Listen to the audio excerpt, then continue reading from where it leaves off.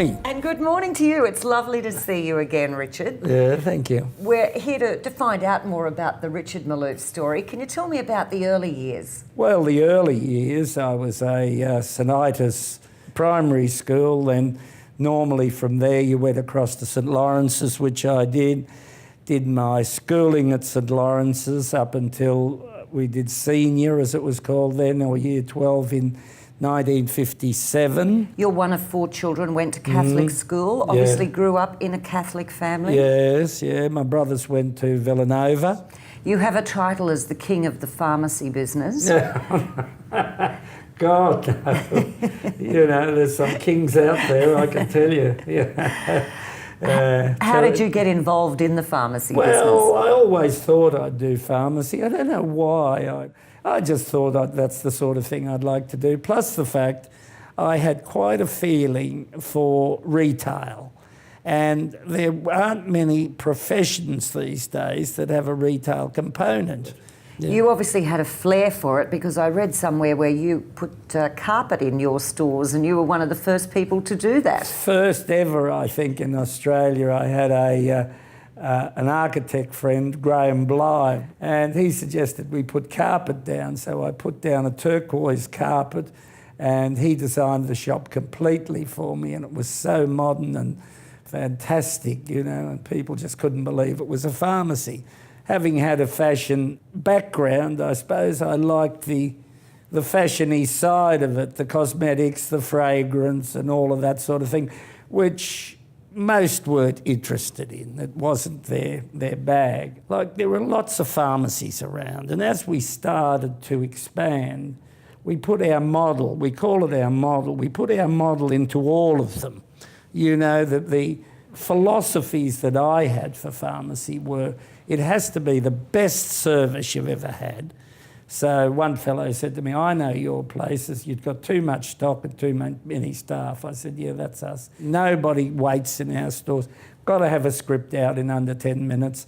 All of those sort of things. And as we grew, this philosophy grew with us. What would you say is your greatest achievement? I'd say probably the greatest achievement was the fact that we did keep our model, like I said, the same in every store, and it worked for us. One instance, we had a discounter open just up the road, never affected our business at all. Women have said to me, we pass other pharmacies, or I wouldn't go to a discounter and so forth, because we love the service that we get here. The girls are lovely. I think our greatest achievement was to run a family-type pharmacy. Close-knit family. How have you kept your faith over the years? Well, I don't know. I think it was drummed into me by the nuns, and my wife is a devout Catholic, I suppose. So am I. You just go to Mass on Sundays and things like that. I enjoy going to Mass. An hour a week's nothing. And it does make you feel good. I think that, you know, you say, oh, I went to a movie, it was a feel-good movie. Well, you can go to Mass and it's a feel-good experience for an hour. Have you got a message for the Catholic Church? Talk about everyday things sometimes, you know, about the family, about the mother, about the father, about the, you know, sort of what role the kids can play within the family unit. We've got an Indian priest over there, and he's a wonderful preacher. And he talks about family life, let's say, a lot more of what maybe the gospel means that day, that associates with the bringing it into the family or into your own lifestyle. And I think that it gives you a different outlook, let's say, on life generally. You know, if you've got a bit of religion there, it's good. What's left for Richard Malouf? Is there something else that you would like to do?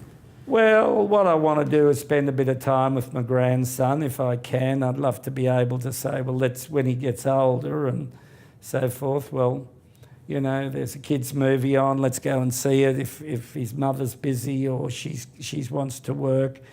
You know, I mean, just to look after the family and make sure there's enough money there for them. I'm very much a believer in looking after your family when they're young, not leaving them with a lot of money. Because normally by the time you die, they're into their lives and they're making their own money a bit. And I'd like to just help them to get there first. You know, go and get your house and work on your business and things like that. And I helped my son get into the hotel. I helped him, you know, but I certainly believe in family first, and then after that you can, you know, you look at where you can help and so forth. That in the long run, we're going to need people to help people. You know, we are a very lucky country, and as for sort of people who, you know, sort of just take it all for granted, which we all do. We all take it for granted because we live in such a wonderful country that it is nice to turn around and say, let's help somebody. Well, you've helped a lot of people. Thank you very much for today. That's all right. It's a pleasure.